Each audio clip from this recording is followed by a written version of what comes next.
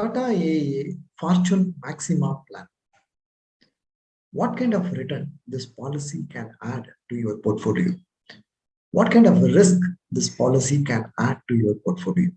Can we evaluate? Hi, this is Ramalingam from holisticinvestment.in. We help individual investors like you to take right financial decisions so that you can reach your financial goals faster and smarter. First, let us understand some key features of this particular policy so that we'll be better equipped to evaluate this particular policy. What are the key features of this policy? This is a unit-linked insurance plan. That means the money collected will be invested in stock market and money market based schemes. This fund has got market risk, not like a traditional endowment money back plan where there is no risk-free investments. We can't say that here. It is a unit-linked investment plan. Money will be invested in stock market and money market by taking risk. You have an option to pay a premium as a single premium, lump sum, or you can pay regular year after year annual premiums. Also, you can pay. Loyalty additions are available, optional riders are available. There are 11 fund options to choose from, different varieties. Based on your risk appetite, you can pick and choose and do your own asset allocation. Also, there is smart portfolio strategy, which can also help you manage your portfolio in a very conservative way. Just like any other insurance policies, this policy also gives you Section 80C benefit. Now we have understood the key features of this policy. Next thing, what we have to do? We have to understand what kind of death benefit this policy gives you and what kind of maturity benefit this policy gives you. Can we look at them? First, death benefit. In case of unfortunate death of the policyholder, what kind of benefit the nominee receives? Insurance company calculates 3 values. Out of those 3 values, whichever is higher is given to the nominee. Highest value is given to the nominee. First, basic sum assured. Second, fund value as on date of the death claim submission. Third, 105% of the total premium paid. Out of these 3 values, whichever is higher is given to the nominee as a death claim. If the policyholder has paid top-up premiums in between, then based on that, there will be additional death benefits given to the nominee. Maturity benefit along with the loyalty addition will be payable on maturity. We have to understand maturity benefits with illustration. Right? So before going and analyzing the internal rate of return this policy gives you with maturity benefit, let us see a few other important points. One important thing that you have to understand is expenses in this policy. What kind of charges they charge? The overall charges they charge can reduce the overall return, reduce the maturity benefit it gives you. That way, if you look at it, first priority we have to give to understanding different charges it gives you. Let us understand the different categories of charges it gives. This policy has got premium allocation charges from 2% to 6% they will be charging. Up to 6% is definitely a higher premium allocation charge. Premium allocation charge is similar to entry load. In mutual funds, SEBI has abolished entry load in 2008 itself. But IRDA has not abolished these kind of entry loads in the form of premium allocation charge or policy administration charges, because these kind of entry loads or premium allocation charge are not completely justifiable charges, unjustifiable charges. And then number 2, policy administration charge. They charge up to 0.9% as policy administration charge. Again, these kind of charges are not there in mutual funds. Fund management charge, they charge up to 1.20%. This is a justifiable charge because they collect money and in turn they invest in stock market and money market. Before they select the best securities from stock market and money market, they have to do their own analysis and research. For that, they are charging this fund management charges. This is completely a justifiable charge. Next is mortality charge. To give you life cover, they are charging. Again, this is a justifiable charge. Next is discontinuance charge. This is something very unique to ULIP policies. These kind of charges are not there in any RD, not available in any mutual fund SIPs. You commit an SIP for 5 years and you discontinue after 2 years. There is no charges, zero charges for it. Even in RD, they will reduce the interest rate if you discontinue. They will not deduct something from what you have already paid. That is the problem here. They charge from 5% to 20% for discontinuance charges. So once you enter into TATA AIA Fortune Maxima, they are completely locking your funds. You should not think about coming out. That is the kind of premise they have created. Fund switching charges, they have given basic few numbers. Over and above that, when you do switches, there will be 100 rupees charges for every switch. Again, switching charge is an additional charge peculiar to ULIPs. This is not available in mutual funds. Out of all these 6 charges, only 2 charges, fund management charge and mortality charge, are justifiable. Rest of the 4 charges are not justifiable charges. These kind of unnecessary charges will pull down the overall rate of return generated by TATA AIA Fortune Maxima policy. Before going ahead and understanding what is the internal rate of return this policy is giving, let us understand key advantages and disadvantages in this policy. This policy gives you 11 fund options to invest. So you've got variety to choose from. Smart portfolio strategy is also available for you. You can also top up premiums whenever you have surplus money to invest. This policy gives you loyalty benefits. Life cover is available up to 100 years. No partial withdrawal or premium redirection charges. Though there are 6 charges which we have seen in the previous slide, this particular policy is not charging anything for partial withdrawal or premium redirection. That is a good news for you. The smart portfolio strategy brings you kind of conservatism to your portfolio. It protects downside risk to some extent, we can say. What are all the disadvantages in this policy? There is no liquidity in this policy. For the first 5 years, whatever the money you have paid is completely locked. Though there is no partial withdrawal charges, there is no partial withdrawal allowed in the first 5 years during the lock-in period. Loan option is also not available. So once money you have paid, you can't get back till 5 years.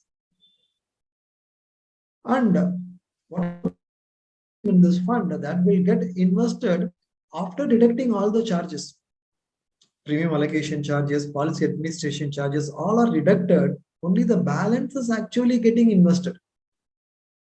If they could devise a system like on the ongoing basis, if they charge from the returns, then that can really help, which is not there. So if you are paying 1 lakh, 20,000 is deducted, balance 80,000 itself will take a lot of time to become 1 lakh your principal money. That is the problem here. After deducting expenses first, then they invest. Then as they have taken all the expenses upfront, there is no motivation for them to perform. If they have to take money throughout from the appreciation or return, then in that case, there will be motivation for them to show performance, which is not there in this particular policy. Now, we have understood the key features of this policy. We have also understood what are all the charges this policy has got and what are all the advantages and disadvantages we have understood. Now is the time to focus on what kind of return on investment, ROI, this policy is giving us. As an investor, at the end of the day, return matters. Let us understand that by taking an illustration. In this illustration, I have taken someone at the age of 35. They are taking this policy. As the policy matures only by 100th year, 65 years is the policy term. Annual premium I have assumed as 1 lakh. Premium paying term is 15 years. So 1 lakh premium is paid for 15 years. Life assured is 17.5 lakhs. That is the life cover. In the best case scenario, according to TATA AIA Fortune Maxima plans official benefit illustration, worst case scenario, this policy generates a gross return of 4%. Though they generate 4%, After all the expenses we have seen, right? Six categories of expenses. The internal rate of return realized by the investor like you and me is just 2.57% in the worst case scenario. It translates to 65 lakhs as the maturity value. 2.57% is definitely less than our bank savings account interest rate. This is an important negative observation we should have on this policy. Okay, this is the situation in the best case scenario. What is the situation in the best case scenario? Best case scenario, TATA AIA Fortune Maxima plans official benefit illustration says they will be able to generate 8% gross return. At 8% gross return, after all the expenses, it works out to 6.53% as the internal rate of return. It translates to 6.10 crore as the maturity value. 6.10 crores, 65 lakhs. Is it reasonably a good return? Compared to 2.57%, 6.53% seems to be on the higher side. Agreed. But 6.53% is almost equivalent to an FD return. RBI bonds gives a 7.15% rate of return. Post office time deposits give 6.7% rate of return. So, what is the logic in investing in this policy? This is a unit-linked insurance policy. We have to remember that we are taking a risk and investing in stock market. Even after taking market risk, this policy ends up giving only 6.53% rate of return. Is this an acceptable rate of return? No, right? So to get more clarity, I'm comparing this with some other investment combination. What I have taken is term insurance, PPF, some hybrid mutual fund investment options. I'm comparing. For the first 15 years, when the investor pays 1 lakh premium, instead of paying that with TATA AIA Fortune Maxima plan, he takes a separate term insurance for 17.5 lakhs. And the balance money, he invests in PPF for 15 years. After 15 years, he gets a maturity value, right? That maturity value from PPF, he invests in equity funds 30%, 70% he invests in fixed income funds, debt funds. That way, when he invests, the maturity value translates to 10 crores. The internal rate of return works out to 7.53% rate of return. If the investor is really comfortable taking a risk, then he can go for mutual fund ELS schemes instead of PPF. So again, the same combination, 1 lakh premium paid. Instead of paying it with TATA AIA Fortune Maxima, the investor can take a term insurance for 17.5 lakhs. Balance money will be invested in mutual fund ELS schemes for 15 years. End of 15th year, because that's the time we retire, our age goes up. So there is no meaning in continuing 100% money in equity. So I'm giving 30% allocation in broad-based index funds or diversified equity funds. Balance 70% is invested in fixed income securities. That way, when we look at it, it gives us 15 crores as the maturity benefit. It works out to 8.20% as the internal rate of return. So there is a huge difference in the return. Even in the best case scenario, TATA AIA Fortune Maxima plan gives 6.10 crores. But in the combination, what I have told, right, term insurance plus PPF plus hybrid mutual funds, it gives us 10 crores. Whereas in the combination of term insurance plus ELSS plus schemes, it gives us 15 crores as the maturity value. I have done all these calculations based on post-tax return. So that way it looks really attractive. These investments gives us inflation beating return. Term insurance plus PPF or ELSS plus hybrid mutual fund combination gives us inflation beating return. Whereas TATA AIA Fortune Maxima plan fails to give us inflation beating return. So do we have to invest in TATA AIA Fortune Maxima plan? What is the final verdict? In the worst case scenario, this gives less than your savings bank interest. In a best case scenario, it gives only returns which are matching to FD rate of return. Even RBI bonds and post office time deposit gives higher rate of return. The combination of term insurance plus PPF or ELSS plus hybrid funds gives you inflation beating return. This TATA AIA Fortune Maxima plan, even after taking a risk, fails to give us inflation beating return. Because of all these reasons, it is better to avoid this policy. If you are an investor who is very conservative and who is not willing to take risk, then in that case, you can choose the combination of term insurance plus PPF. If you are someone who is willing to take a risk and comfortable staying the course throughout market ups and downs, then term insurance plus ELSS mutual fund combination can be better option for you. The detailed analysis on how we have arrived at the internal rate of return for all these policies, what is the assumption we have made, and the breakup for term insurance plus PPF or ELSS plus hybrid scheme investments, everything is given to you in as a detailed research analysis in our blog post. I have given the link for that blog post below this video in the description. You can click that blog post and read the detailed analysis now.